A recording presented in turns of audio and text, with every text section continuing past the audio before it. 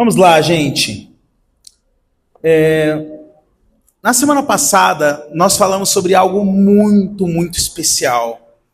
Se você não estava aqui na última semana, eu te encorajo a ouvir o áudio que foi postado lá no grupo, porque foi algo realmente marcante para mim. E hoje vai ser uma continuidade. E para que isso faça sentido, eu vou fazer uma recapitulação. Beleza? Gente, é muito estranho ficar sentado. Meu Deus do céu, que agonia. Dá vontade de levantar e andar. Daqui a pouco eu faço isso. E aí, olha só. Na semana passada, nós falamos a respeito do privilégio da santidade. E a palavra-chave para isso é o entendimento da satisfação. Porque a satisfação é o antídoto para a santidade. Quando você está satisfeito no Senhor, quando você de fato entende que Ele é tudo o que você precisa, você não vai se dobrar a ídolos, você não vai se entregar a outros deuses, você vai permanecer fiel ao Senhor. E até eu expliquei que quando a gente pensa em santidade, geralmente a gente vai para pecados morais, né? A gente já tem uma lista daquilo que a gente acha socialmente aceito, né? E até mesmo as questões que a gente acredita que é ruim e as questões que a gente acredita que é um problema. A gente tem muito essa ideia. Mas talvez você pode estar vivendo uma ausência de santidade na sua vida quando você, ao invés de viver satisfeito com Deus e com a vida que Ele te deu, vive uma vida de cobiça. E a cobiça é querer uma vida que você não tem. E aí nós trouxemos um princípio sobre isso, que se isso demove o teu coração, tira o teu coração de uma satisfação profunda do Senhor, se isso faz com que a sua alegria dependa dos próximos acontecimentos, você está vivendo uma ausência de santidade, porque a santidade está na satisfação, e a santidade é um privilégio. Foi isso que a gente falou? Maravilha. Então hoje eu quero continuar com vocês algo nesse sentido, baseado no livro de Filipenses. E aí tem algo em específico que aconteceu nessa última semana que me trouxe muito, tem me feito pensar muito sobre isso. Sobre considerar Deus. E aí eu quero que você pense nisso. O que é considerar Deus?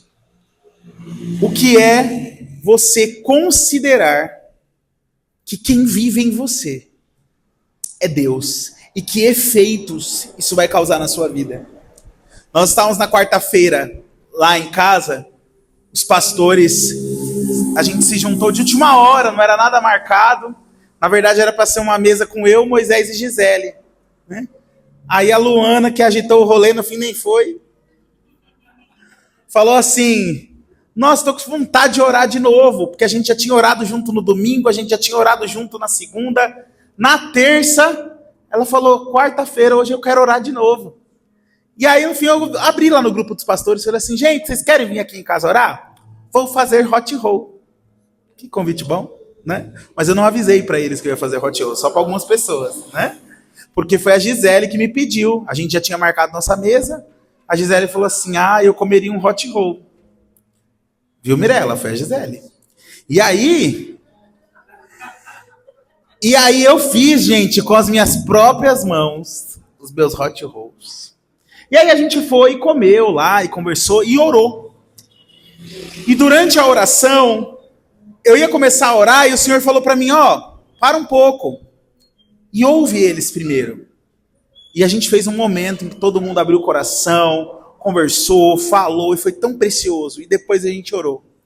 E em uma das conversas ali, eu percebi o quanto a gente pode viver a vida sem considerar e sem estar consciente de quem vive em nós. Nós temos falado bastante sobre consciência aqui. E o quão é importante você trazer para a consciência a Deus e você aprender a considerar. E considerar Deus não é uma obra de emoções, pelo contrário, para você considerar Deus, você vai precisar passar por cima de algumas emoções em alguns momentos, você vai precisar questionar as suas emoções em alguns momentos e dizer assim: Por que essa emoção está aqui, sendo que Deus está aqui? E você vai precisar olhar e analisar e perceber e mergulhar dentro de você, para não viver por sentimentos, mas para viver pela fé, pela palavra. Você não vai negar elas, porque a gente já está aprendendo. Se você ainda não ouviu, tem um podcast lá no meu canal, Espiritualidade Emocionalmente Saudável. Você ouve lá, você vai aprender a não engolir as suas emoções, mas a aprender a redimi-las, ok? E aí, o que acontece aqui é que em muitos momentos nós aprendemos a desconsiderar, a gente desconsidera Deus, e não é lógico na nossa fé. Porque a gente acha que tem que sentir alguma coisa, ver alguma coisa. A gente já tem que ter uma comprovação de que as coisas vão acontecer. A palavra fala que uma fé que se vê não é fé. Esperança que se vê não é esperança. A fé é a certeza do que eu não vejo. É a prova do que eu ainda não toquei, do que eu ainda não vi.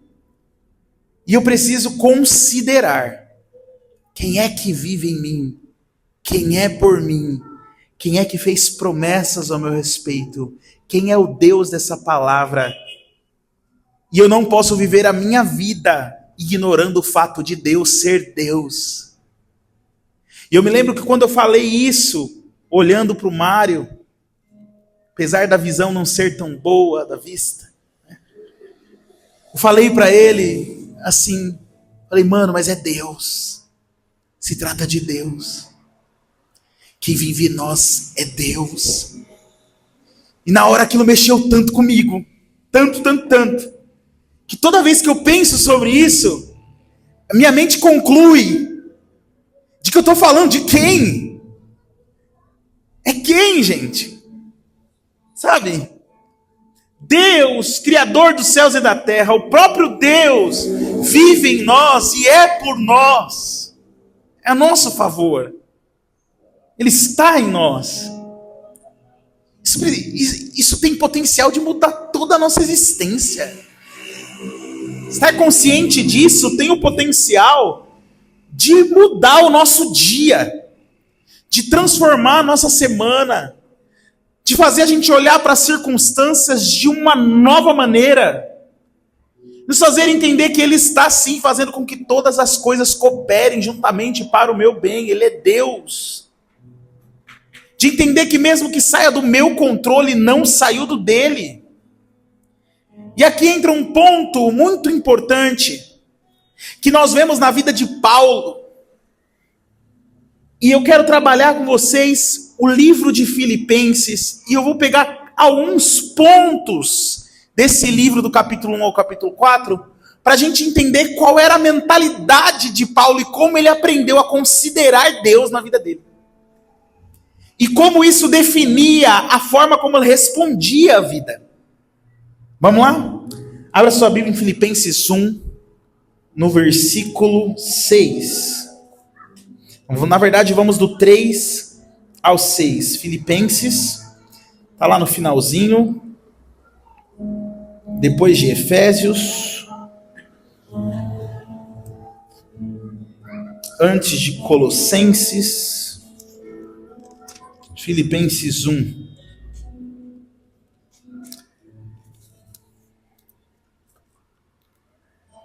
Na Assembleia eles falam assim, que diz assim: agradeço ao meu Deus todas as vezes que me lembro de vós, sempre em cada oração minha por vós, fazendo súplicas com alegria, pela vossa cooperação no Evangelho, desde o primeiro dia até agora, sendo confiante nisto mesmo, que aquele que começou a boa obra em vós, a realizará até o dia de Jesus Cristo. Começando por esse texto, Paulo, ele tem um tipo de vida que pensa dessa maneira. Deus começou uma obra em minha vida. Ele vai completar até o final. Ontem eu falei um pouco sobre isso na igreja que eu fui pregar. Eu amo esse texto. Esse texto, se você me perguntar, Melk, qual é o seu texto preferido? Filipenses 1:6. Qual é o texto da sua vida, Melk? Filipenses 1:6. Sabe por quê? Durante um bom tempo eu achava que eu tinha que estar pronto para tudo. E eu me cobrava porque eu ainda não estava perfeito. E aí quando a revelação desse texto veio para mim, eu entendi que Deus começou uma obra, como eu falei na semana passada. Aos que ele escolheu, chamou, aos que chamou, justificou, aos que justificou, santificou e glorificou. É um processo. Só que esse texto também me dá uma certeza. E aí eu preciso aprender a considerar Deus na minha vida nisso. Porque a certeza que eu tenho aqui, mesmo que eu ainda não tenha alcançado, mesmo que algumas coisas ainda não estejam exatamente como eu acho que deveriam estar, eu tenho por certo, com base nessa promessa, que aquele que começou a boa obra na minha vida é fiel para completar essa obra até o dia de Jesus Cristo. E fica claro que é uma obra de Deus. E fica claro que eu preciso aprender a considerar Deus para a vitória sobre as áreas da minha vida, entendendo que Ele está comigo no processo, me puxando, me levantando, e Ele me dá uma garantia, de que quando Ele se manifestar, eu serei semelhante a Ele, pois o verei como Ele é. Essa é a esperança da glória. É uma garantia. Eu preciso considerar Deus sobre como eu me relaciono com a minha vida e com aquilo que Ele está fazendo em mim, com o meu futuro. Paulo, ele entende tanto isso, que no capítulo 3, ele traz o seguinte. A gente vê um apóstolo Paulo, que ele tinha tantos privilégios, com base nos títulos que ele carregava. Eu quero que você entenda do que Paulo abriu mão.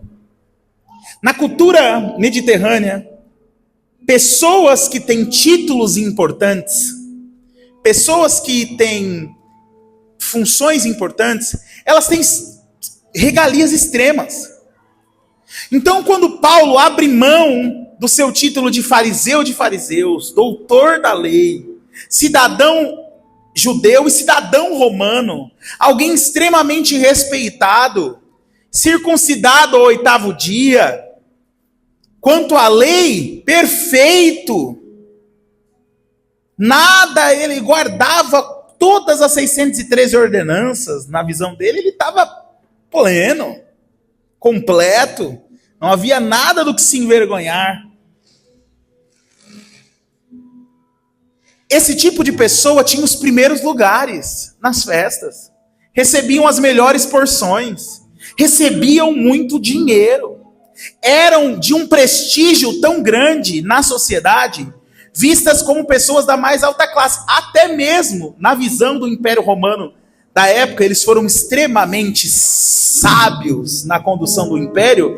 Eles não tiraram o poder dos poderosos, eles deram mais poder. Não, vocês são os que têm contato com esse povo, então vocês vão ter uma aliança com a gente. A gente vai unir aqui o Estado, a religião, e vocês vão continuar dominando o povo, fazendo eles cativo ao nosso império. E aí vocês têm o que vocês querem, a gente tem o que a gente quer, todo mundo ganha, fechado. Então foi isso que aconteceu naquela época. Paulo fazia parte desse contexto. Ele era membro do Sinédrio, ele era inclusive responsável e foi comissionado para perseguir os cristãos e matá-los. Ele era zeloso perante aquilo que ele acreditava. E esse Paulo, ele deixa claro que quando ele conhece a Jesus, ele considera tudo isso. A palavra que ele usa é esterco. Uma bela bosta. Ele considera nada. Ele considera refúgio. Para ele aquilo já não tem valor nenhum. Quantos estão entendendo? Porque ele conheceu a excelência do poder de Jesus. Ele agora passa a ser perseguido. Ao invés de ele ser recebido com honra, ele passa a ser humilhado. Ao invés de ele ser aplaudido, ele passa a ser preso e chicoteado. Porque para ele era mais importante viver pela verdade que lhe foi revelada agora do que essas regalias que ele tinha. Ele considerou tudo como nada, como lixo. Porque ele passou a considerar Deus. E a gente vê em Filipenses 3, no capítulo 13, no versículo 13, que ele fala assim, olha, eu estou buscando isso aí. Ele mesmo entende a revelação que ele mesmo traz em Filipenses 1, 6. Ele fala assim, eu ainda não alcancei. Mas o que eu faço? Como eu sei que aquele que começou a boa obra vai concluir a boa obra, eu tenho uma receita, eu me esqueço das coisas que ficam para trás. E avanço para as coisas que estão adiante de mim. Eu prossigo para o alvo. Porque eu estou buscando essa maturidade. Tem uma ministração do Kenneth Reagan, que ele fala 7 passos para crescer espiritualmente. E uma das coisas que ele fala, o primeiro passo que ele dá é: quem quer crescer espiritualmente precisa aprender a esquecer. Porque muitas vezes nós não crescemos espiritualmente porque nós perdemos a habilidade de esquecer. Nós estamos presos ao passado. E você pode estar preso ao passado de 2 maneiras. Você pode estar preso ao passado de maneira negativa, quando os seus erros, as suas falhas ou as falhas dos outros se tornam algo tão forte na sua vida que você fica preso ao passado, não consegue avançar. Por conta das mágoas, por conta das dores, ou então por você não se perdoar. Mas existem as pessoas que ficam presas a um passado, a uma vida que não tem mais, a companhias que não tem mais, a moveres que não vive mais, porque Deus tem o mover de hoje, mas foi tão bom, aí você se torna aquele saudosista que pensa assim, mas bom mesmo era na minha época, mas bom mesmo era aquele mover, mas bom mesmo era. Você não pode ficar preso ao passado nem de maneira positiva. Ai, como era bom. É ruim o passado. Ruim é ruim o passado bom também. Fica preso nele. O passado serve de referência e gratidão. Aprendizado, referência e gratidão. Só. Você esquece das coisas que ficaram para trás. Avança para as que estão diante de você. Amém? E aí você vai em busca da soberana vocação de Deus, do prêmio, da carreira, daquilo que Ele tem para você. Mas você vai precisar aprender a esquecer. Sabe por quê? A presença de Deus é algo que só se vive no presente. Não que Ele não esteja no passado, porque Ele pode visitar o teu passado e te curar dele. Não que Ele não esteja no futuro, porque Ele está no teu futuro. Agora, o único lugar onde você consegue, de fato, desfrutar da presença de Deus é agora. A presença é agora. Do que Deus está fazendo na sua vida, você pode desfrutar agora. E sabe qual tem sido o maior engano do inimigo, que é o que nós já temos falado há alguns dias? O engano da serpente. É fazer com que a gente não se satisfaça com a nossa vida, com aquilo que Ele tem para nós agora. Sempre está faltando algo. Sempre a escassez está batendo. E aqui entra um ponto que Paulo compreendeu e que eu quero te chamar a compreender. Quantos creem que Deus te ama incondicionalmente? Levanta a mão. Que coisa boa. Deus te ama de maneira incondicional. Não importa o que você faça. Não importa quem você seja. Deus é amor. E Ele te ama de maneira incondicional a ponto de nada que você faça possa acrescentar amor a Ele. Nada do que você deixe de fazer possa diminuir o amor dele a você. Deus é amor, Ele te ama de maneira incondicional. Agora, Ele nos convida a amá-lo com esse mesmo tipo de amor. Porque muitas vezes nós temos uma revelação, ou pelo menos sabemos que somos amados incondicionalmente. Mas a minha pergunta para você agora é: e você tem amado a Deus de forma incondicional? Ou você só ama a Deus quando Ele está dentro das suas condições? Quando Ele faz o que você quer, foi o que o PH ministrou no finalzinho agora, muito guiado pelo Espírito Santo. Quando Ele faz o que você quer, Ele é bom. Mas quando as coisas não acontecem no teu controle, aí você não ama mais tanto assim. Condicional. E o amor que Deus está nos chamando a ter é um tipo de amor que se mantém perene, profundo, independente das circunstâncias. É o amor que Paulo entendeu e teve por revelação. Vamos para Filipenses 4. Desde o primeiro. Na verdade, a partir do 4. Filipenses 4:4.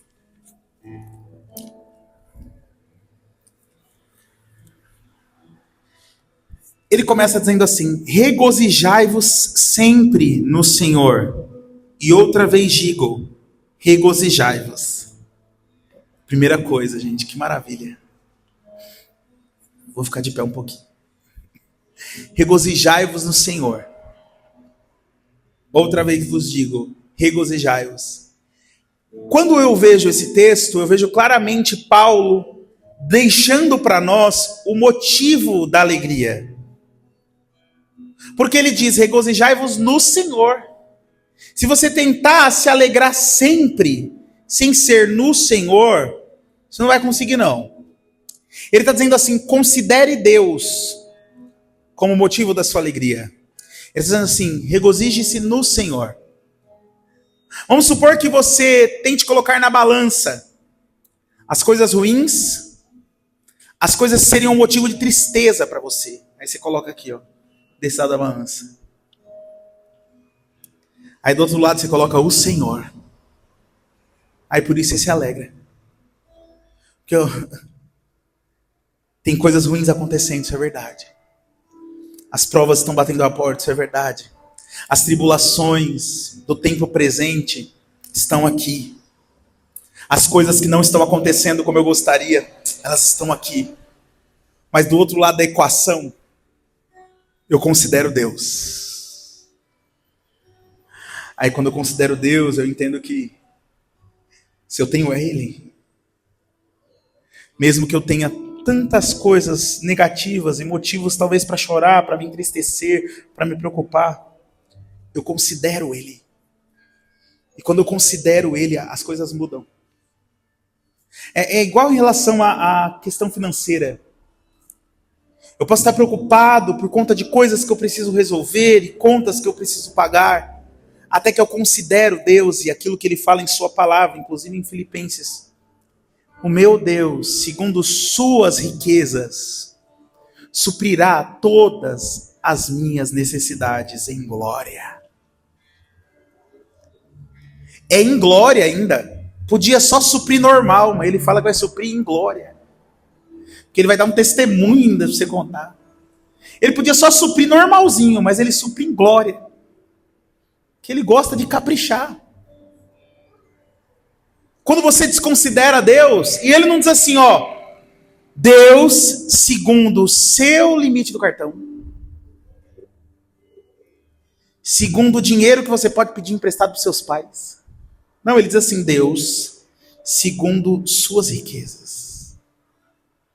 Nós estamos falando de um Deus que, como o Odari falou, é dono de tudo. Do Senhor é a terra e tudo que nela há. E as coisas que fazem com que a gente deixe de dormir. Porque o dinheiro é uma coisa que parece que faz com quem não tem fica preocupado e sem dormir porque não tem. Quem tem demais fica preocupado sem dormir para administrar o que tem.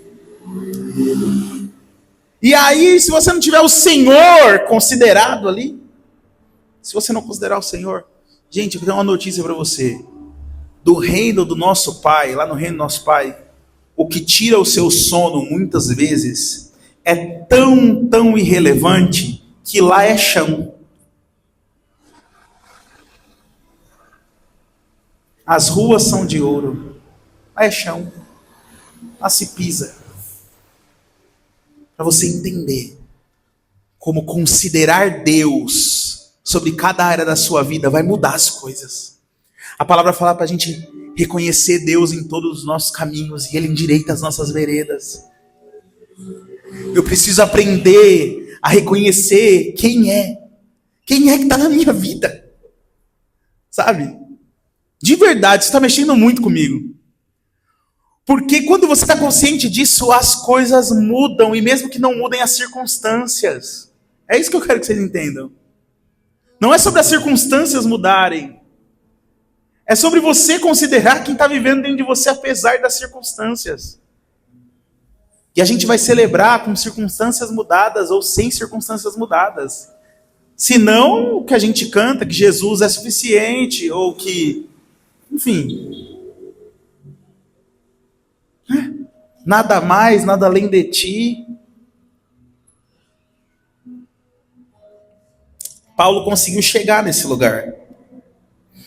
Ele conseguiu compreender isso e viver isso de fato. E nós vamos ver aqui na continuidade do texto de Filipenses 4.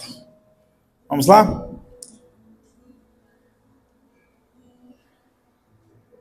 Eu vou abrir aqui para ficar melhor de ler.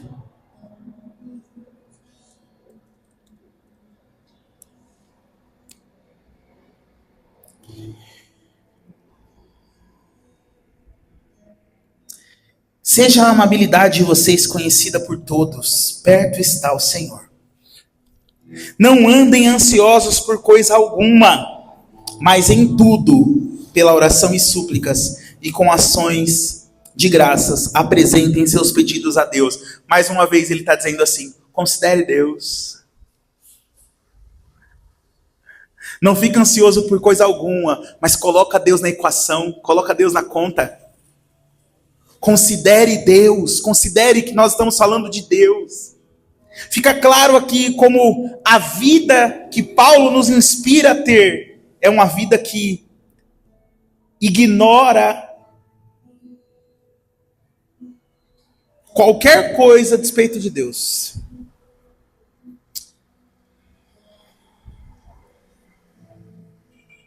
E a paz de Deus, que excede todo entendimento, guardará os seus corações e suas mentes em Cristo Jesus.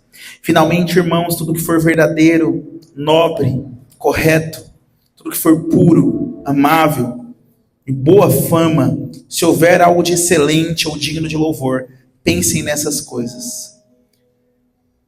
Tudo que vocês aprenderam, receberam e ouviram e viram em mim, ponham em prática e o Deus de paz estará com vocês. Alegro-me grandemente no Senhor, porque finalmente vocês renovaram seu interesse por mim. De fato, vocês já se interessavam, mas não tinham oportunidade para demonstrá-lo. Não estou dizendo isso porque esteja necessitado, pois, aí aqui entra a grande questão, Paulo aprendeu um rolê aqui, que é justamente o que eu acabei de falar. Ele entendeu que amar a Deus precisava ser incondicional.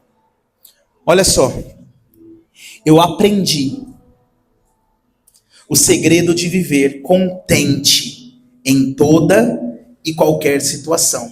Seja bem alimentado, seja com fome, tendo muito ou passando necessidade. Tudo posso naquele que me fortalece. Eu já ouvi tanto esse texto fora do contexto. Inclusive eu já estive em eventos onde nós somos motivados a gritar com base nesse texto. Eu posso! Eu posso! Eu posso! No mesmo evento que eu gritei, eu sou o 12, entendeu? Mesmo ambiente.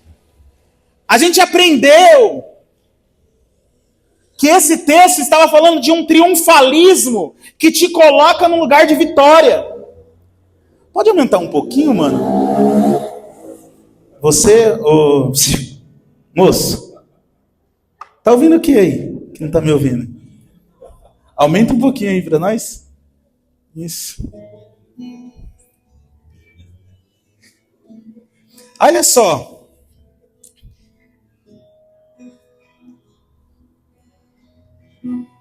Esse texto ele não está falando de um triunfalismo que te coloca no lugar de eu sou todo poderoso e posso todas as coisas. O contexto aqui, o apóstolo Paulo dizendo, eu posso passar por qualquer situação no Senhor que me fortalece. O Senhor me fortalece para todas as situações. E é algo que você precisa entender. Porque você precisa estar fortalecido para todas as situações. E quando eu falo disso, eu não estou falando apenas do dia bom. Do dia mau, quer dizer, eu estou falando também do dia bom. Como assim, Melk? Sim! O dia mau pode te afastar do Senhor. E o dia bom também.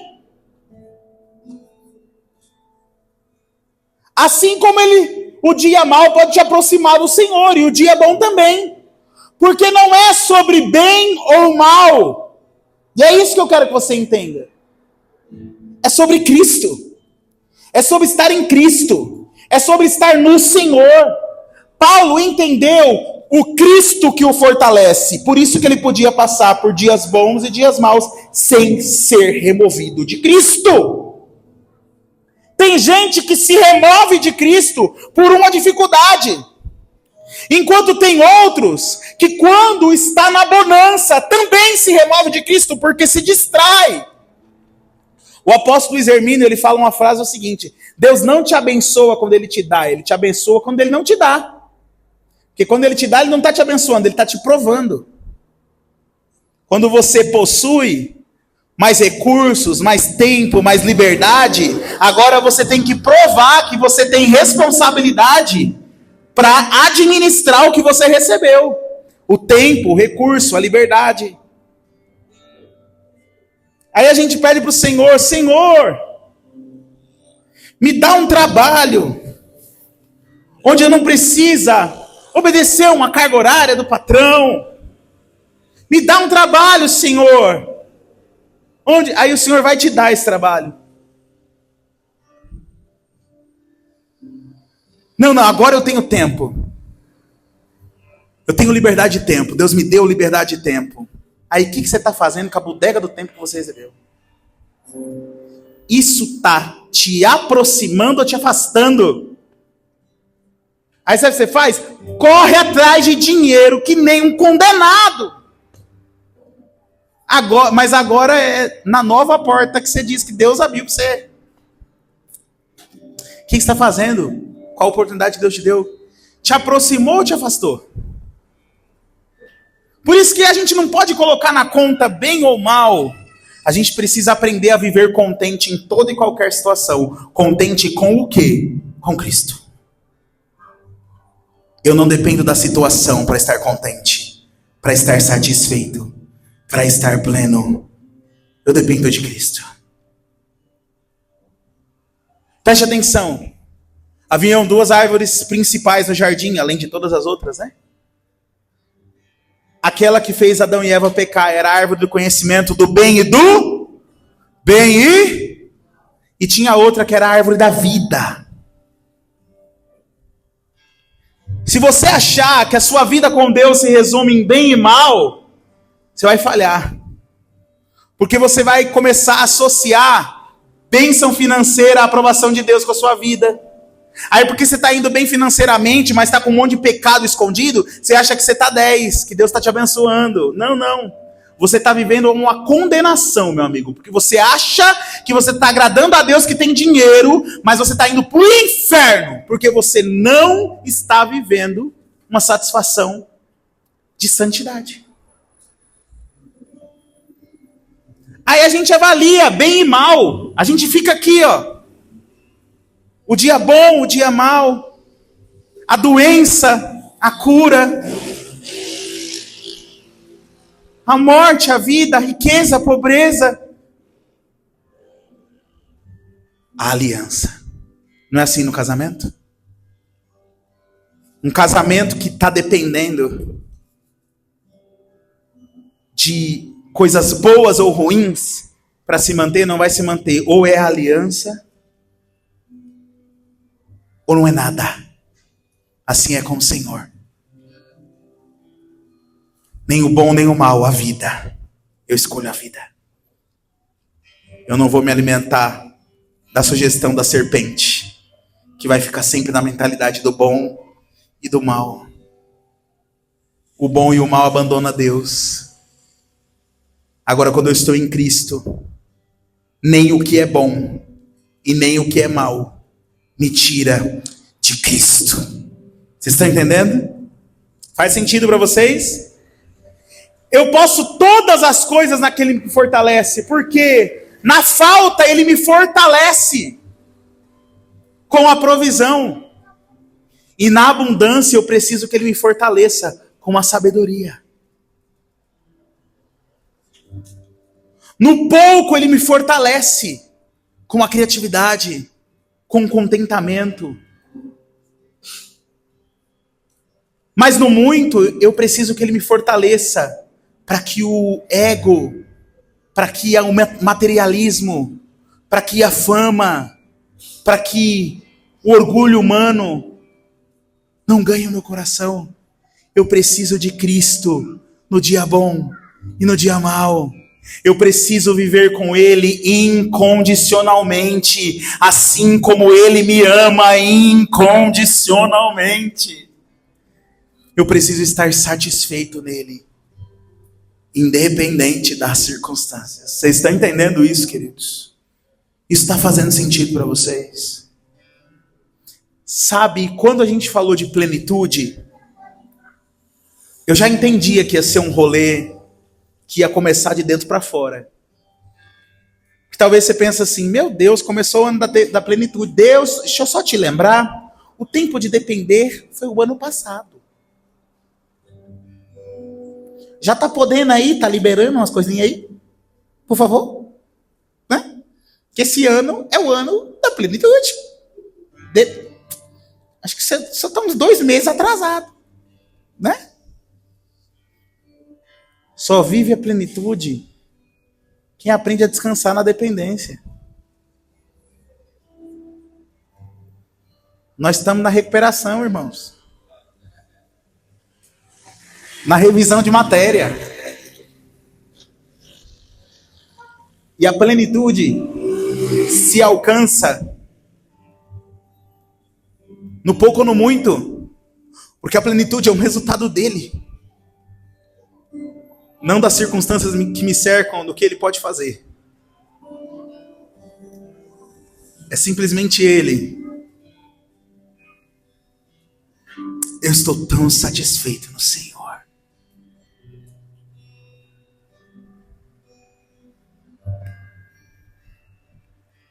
Sabe, na segunda-feira, depois de domingo, é claro, Dilma Rousseff. Na segunda-feira eu conversava com a Daíra e com a Renata. Nós estávamos conversando sobre domingo, sobre como foi bom. E eu falei para eles, olha, estou tão satisfeito no Senhor. E eu sei que eu vou viver muitas coisas esse ano, e é verdade. Eu sei que muitas coisas eu ainda vou viver na minha vida.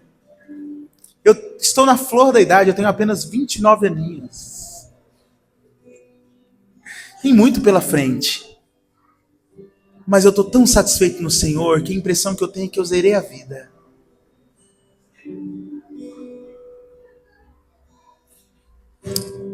Não precisa acontecer mais nada. Foi o que a Maria orou ali atrás. Eu não preciso ter mais nada. Eu só me lembro do Gregório McNutt. Naquela música dele, Cântico da Montanha. sei se vocês já ouviram. Gregório McNutt era um doidão pelo Senhor. E aí nessa música ele fala assim: eu não preciso de uma casa maior. Eu não preciso de uma Bíblia maior. Eu não preciso de mais nada. Eu só preciso de ti. Ai, gente, eu tô conhecendo esse lugar que esse homem conheceu.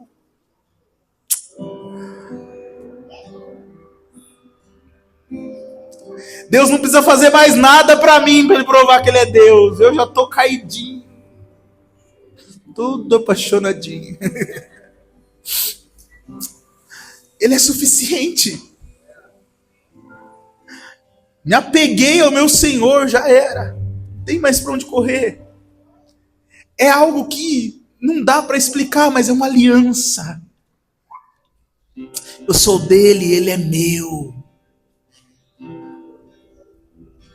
Eu quero encorajar você a pedir para o Senhor. Paulo, ele não nasceu sabendo isso, tá? Não foi uma coisa que aconteceu automaticamente. Caiu lá no chão, ficou cego 3 dias. Quando terminou os 3 dias, ele estava pronto. Aprendi a ficar contente com tudo. Não. Foi um processo. Não foi uma coisa assim, o Espírito Santo me deu uma graça. Não, ele teve que aprender, ele deixa claro. Eu aprendi, ele aprendeu como? Experimentando. Aprendizado é processo, eu tenho certeza. E fica claro para nós, inclusive em 2 Coríntios, que ele tinha uma insatisfação muito grande em relação ao tal espinho na carne, que nós não sabemos. Mas sabemos que era algo que deixava ele insatisfeito. Ele ficava insatisfeito com a sua condição. A gente não sabe o que era. Mas até que ele recebeu a revelação do Senhor, dizendo para ele: olha, você está agoniado com esse negócio. Você está insatisfeito com isso. Você está querendo ser mais perfeito. Você está querendo que as coisas estejam mais, que sejam melhores, que estejam mudadas, que essa situação saia da sua vida. E em nenhum momento o Senhor falou: vou remover. Não, ele falou: orei 3 vezes e pedi para o Senhor remover. E o Senhor falou: não vou remover. Porque tem situações que não vão mudar na nossa vida, porque é elas que estão nos mudando. O Senhor falou: não vou remover. A minha graça te basta, Paulo. E o meu poder se aperfeiçoa na sua fraqueza. E o que ele fala em seguida é o seguinte: por isso eu tenho por motivo de grande alegria passar por privações, por tribulações, por perseguições, por injúrias. Eu tenho motivo de alegria. Gente, como é isso? Vou dizer para você, o evangelho de hoje em dia, ele só ensina a gente para ter vitória. Mas não treina a gente para permanecer fiel no dia mau. E eu não quero isso aqui não. Eu quero vocês, firmadinho na rocha. Porque a tempestade vem. De manhã o Mateus cantou isso. Aquela música Permanecerei. Ele cantou. A tempestade vem e é você que me sustenta. E aí eu usei esse exemplo. Na parábola que Jesus fala das 2 casas construídas nos terrenos, onde uma era construída na areia e outra era construída na rocha, e aí eu quero que você entenda que é o mesmo terreno, só que um foi construído superficialmente, sem cavar alicerces, e outro foi cavado até encontrar a rocha. Fala sobre profundidade. Na areia, superficialidade. Na rocha, profundidade. Vocês estão entendendo?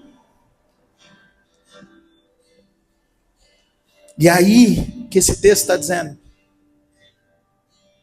é que a tempestade vem para as 2 casas. Ela vem. A certeza que a gente tem, irmãos, é que a tempestade vem. Mas a gente também tem outras certezas. A alegria vem. Jesus vem. Não é verdade? As misericórdias vêm. Elas se renovam pela manhã. Vocês conseguem compreender isso? E eu quero que você esteja preparado para a tempestade. Nossa, Melk, será que isso é uma profecia? Já vou começar a ficar aqui atento.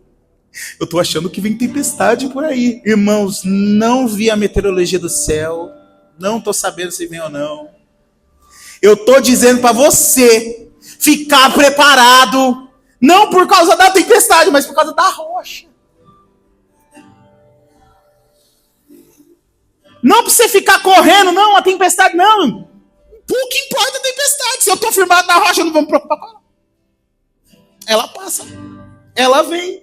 O máximo que vai acontecer é que eu vou ter que fechar a janela. Recolher as roupas do varal. Mas a minha casa não vai cair. Quando? Quando eu estou firmado na rocha. Foi a parte da música que ele não cantou. Ele só cantou o Aue. Mas não cantou. Estou firmado na rocha e nada me abalará. Aí vem com Yahweh, né? Aí a gente já fica, Yahweh, Yahweh. Né? E aí, olha o que o Senhor está nos chamando para viver essa profundidade de estar nele, satisfeito nele, pleno nele, independente da situação. Paulo aprendeu a viver contente. O Senhor quer nos ensinar isso. Contentamento, satisfação. Bernardo fica lá em casa, aí ele fica ouvindo 3 palavrinhas. Aí por causa disso eu fico o dia inteiro cantando. Satisfação é ter a Cristo na melhor. Prazer já visto, sou de Jesus. Agora eu vivo satisfação sem fim. Aí eu cantei isso lá na casa da Renata. Ai, a minha avó cantava essa música. Aí ficou nós dois o dia inteiro. Satisfação é ter a Cristo. O Senhor quer nos levar a um nível de satisfação dele. De verdade. Onde nada vai nos remover disso. É você entender e considerar Deus. É Deus. Quem é por você é Deus. Quem está com você quando você passar pelas águas é Deus. E quando você passar pelo fogo é Deus. E quando a situação parece que está apertando, quem está com você é Deus. E no momento do luto, da perda, quem está é Deus. E no momento de contar a vitória, quem é que está? É Deus. Porque o melhor acontecimento e o pior acontecimento não tem espaço para mudar nada no coração de quem está firmado em Deus. Eu não preciso que ele faça algo extraordinário. Irmãos, eu vou dizer para você, eu sei que é verdade, é o que ele quer. Deus vai fazer milagres aqui. Vocês creem nisso? Nós vamos ver milagres acontecendo aqui. Nós vamos ver muitas pessoas sendo restauradas, muitas famílias sendo transformadas, gente sendo curada, nós vamos ver. Mas isso não é o suprassumo do nosso ministério. Eu não preciso que essas coisas aconteçam, porque agora eu já tenho o suprassumo do meu ministério aqui mesmo. É Ele já está aqui. Ele já é real aqui. A glória dele já está aqui agora. Eu não preciso que algo mais aconteça, porque ele já aconteceu e ele já vive aqui. Ele está ressurreto dentro de mim e dentro de você. Ele já é real. Ele é o nosso Deus e eu não posso viver como se ele não fosse quem ele é. Eu preciso ser um pouco mais inteligente e considerar quem é que está ao meu lado, poxa vida. Quem é que está por mim? Quem é o meu Deus? Eu fico pensando na postura daquele povo escravizado no Egito. Quando eles vão para o meio do deserto. Deus fala assim, ó, vou descer aí no monte. Vou dar uma volta aí. Mantenha uma distância segura, porque a voltagem é pesada. E aí ele vem e se manifesta no monte. E quando os hebreus, eles veem aquele clangor de buzina. Como é que funciona quando um rei chega, não é isso? Quando eles ouviram isso, quando eles viram a glória no monte, a fumaça para esconder a glória de Deus, e aqueles raios e trovões, quando eles viram que a tempestade era ele, o vento forte era ele, a chuva forte era ele, e o que fez eles tremer as pernas,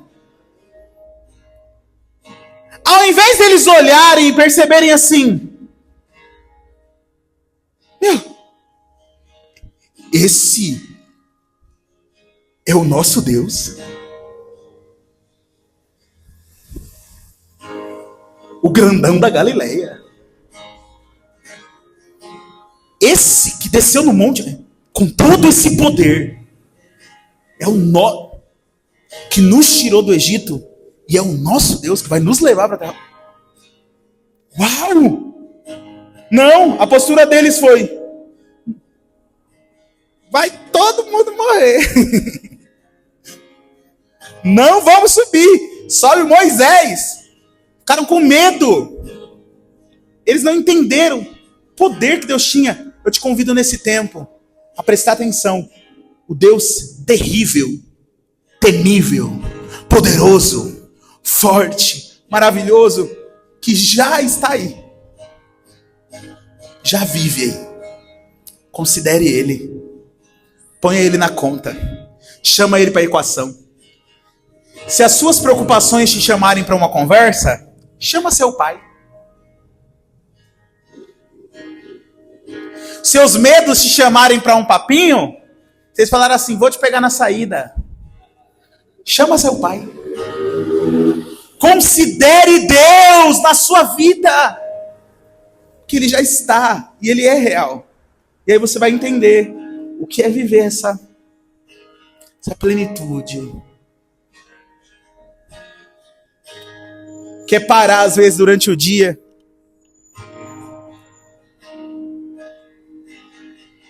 Parar às vezes durante o dia e pensar nisso. E só de pensar nisso, só de você ficar consciente, só de você parar para pensar um pouquinho, você já fica cheio. Já fica cheio.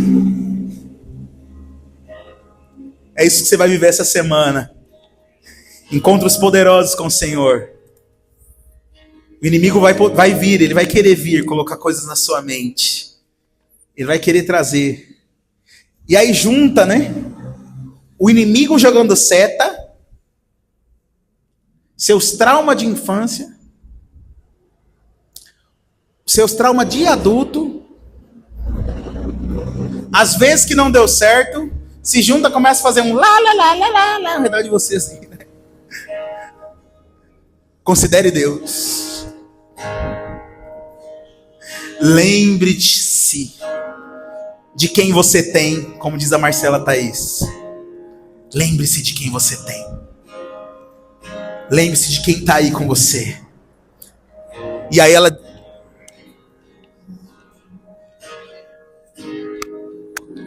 ela diz assim: lembra que foi Ele que criou o mundo? Lembra que Ele tem o controle de tudo? Lembra que foi Ele que soprou esse ar que passa aí dentro e te faz respirar. E entre milhões de orações Ele pode te escutar. E enquanto você dorme, Ele continua a trabalhar. Não é segundo as suas expectativas. Deus fará além, além, além do que você imagina. É muito maior, é muito melhor. A saída dele é melhor. O jeito dele de resolver é melhor. Fora do seu controle é bem melhor. Quando ele faz, é bem melhor. Quando é ele dizendo, é bem melhor. Confia nele. Esteja satisfeito nele. Esteja seguro nele. Você já tem nele tudo o que você precisa. Tudo, tudo, tudo, tudo, tudo, tudo, tudo. Vamos lá, gente. Vamos lá, vamos lá. Comece a adorar o Senhor. Comece a amá-lo, comece a liberar o seu coração para Ele. Comece a liberar o seu coração para Ele. Comece a se render a Ele.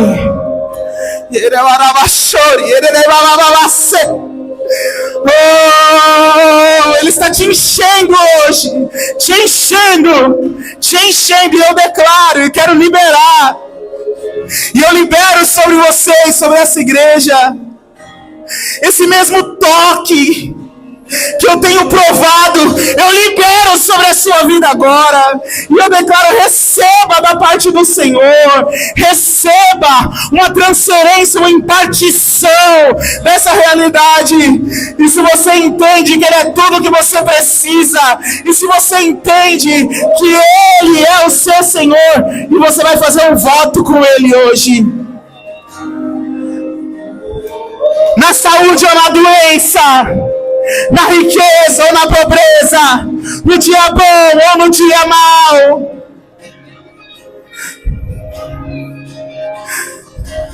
na alegria ou na tristeza, não importa o que aconteça, nós temos uma aliança com o Senhor. E nada nos moverá nisso, nem o bem nem o mal, a vida, nem o bem nem o mal, a vida. Eu estou apegado ao meu Senhor, e é isso que importa. Eu estou com Ele, eu estou nele, Ele está em mim. Eu estou nele e Ele está em mim. Eu estou